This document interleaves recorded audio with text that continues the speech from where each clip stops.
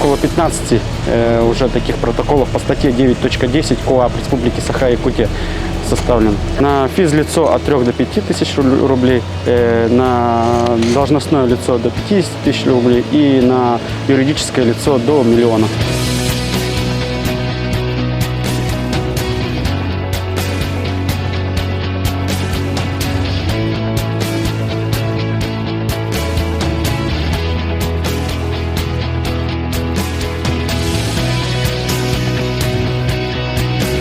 В целях недопущения трагических ситуаций мы призываем жителей и гостей нашей столицы не выходить на лед, транспортному средству не выезжать на лед во избежание несчастных случаев.